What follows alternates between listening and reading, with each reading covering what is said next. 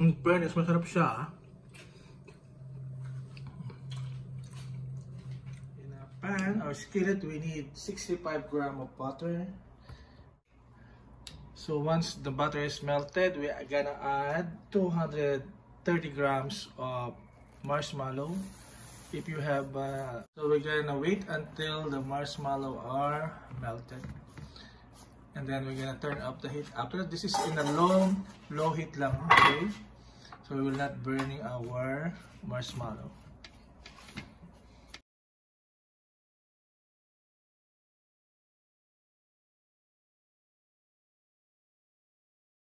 Ating marshmallow, we're gonna turn up the heat and we're gonna add in 80 grams of milk powder. Shout out to Ate Josie of Bernard's Lechon and also to Ate Malo, yung kasama ni Ate Josie. Halo-halo lang natin, turn up the heat. Then we're gonna add our mixed nuts. You can pick whatever you wanted. Pwede peanut, cashew, grams of biscuits. Yung ating kinuhang biscuits. And then, dahil off na yung ating heat, halo-halo lang hanggang sa makover yung ating biscuit. Galing naman.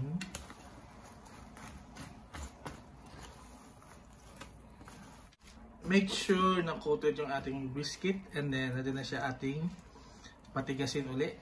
So, ta-transfer natin sa ating baking sheet para i-mold natin. Okay? Sa ating baking sheet, ayan. Baking mat din to no? Mat no o sheet? So, you can wash your hand first. So, gagawa tayo ng square. Square ba? If you have gloves, you can wear gloves. But, if you just gonna eat it and you don't wanna, if not selling it, why not by hands?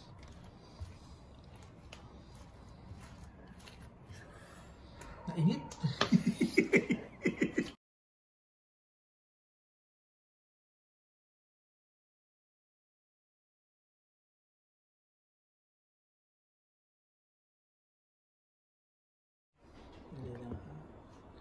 And then we're gonna sprinkle it with more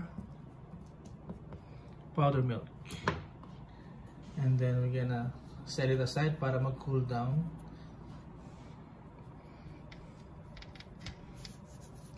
Para lang hindi na siya masyadong dumidikit, no? Para may milk pati yung gilid, yung ilalim. Make sure na na-coat siya ng milk powder. And then we're gonna set it aside. Para sa ating second crisp, kailangan natin ng 75 grams ng milk powder at green tea. Aside, na-mixan natin yung ating milk and ating second recipe for the snowflake crisp. So the same thing, butter, 65 grams of butter. Melt lang natin. By this time we can add our marshmallow. We did also the same thing, 200 marshmallow. So lutuin lang natin lagi siya sa low heat. Sa low heat ng ating kalan. Gonna wait until na siya ay mag-melt.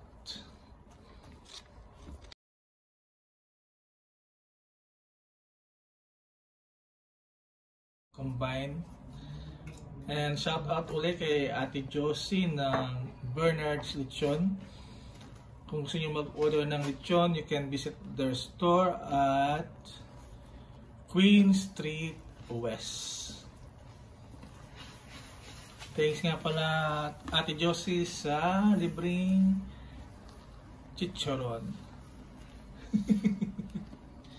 Yung taste test kanina, pre-taste test. Ayan. The heat now, and then we're gonna add our biscuits. We need 150 grams of biscuit. And we can also add now the frozen strawberries.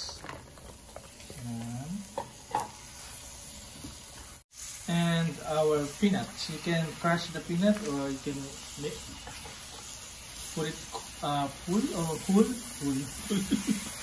Yan, halo-halo lang uli. So remember na naka-turn off na yung ating heat. So same thing, halo. So by this time, ayan na siya. And we're gonna continue mixing it until ma-absorb ng tinapay yung ating mixture. Yung ating sauce. Remember that ulit natin siya ng milk. Hanggang sa medyo tumigas na siya. Ayan na siya. So you can ano ba yun? So palamigin lang natin yung ating matcha. Sprinkle natin ng powder milk para di masyadong madikit. Yan. And then we're gonna let it rest and then we will be back. So ito na yung ating nagawa. Kung gusto nyo pa ng mas maraming flavorings or toppings, you can do more. Pero ito lang yung ating gustong gawin ngayon. And then we will be back. Okay, moment of truth. Pwede natin i-cut. Napalamig natin siya almost 1 hour, no? Okay, go.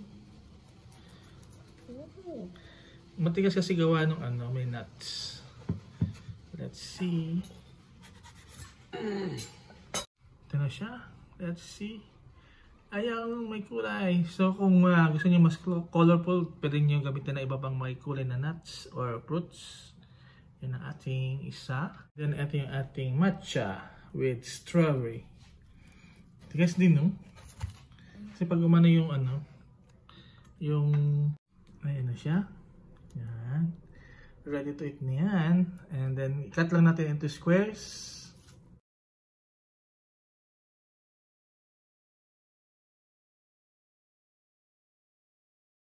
Natin yung nuts. Ayan. Anong lasa ng nuts? Ayun, tikman.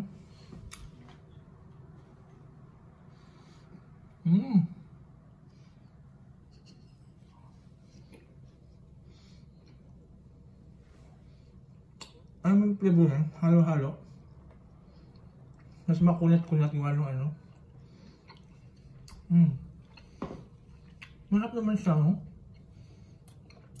Masarap siya. Hindi. Okay naman lamis, pero hindi mo naman masyadong matamis. Pwede siya, pambao. Pwede wala namang nuts na Pero hindi siya tumamis. Nga. Kaya naman. Yung ating matcha. Yan. With fresh strawberry.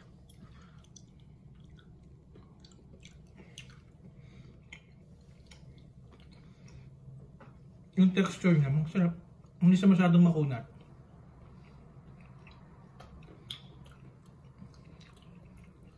Masarap din siya.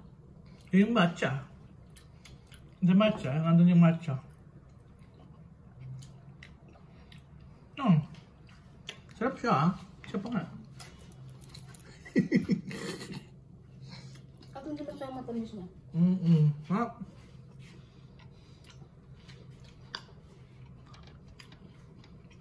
Mapapain mo kain. Try nyo na guys. In fairness, no?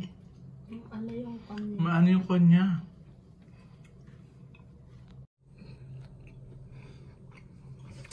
In fairness, masarap siya.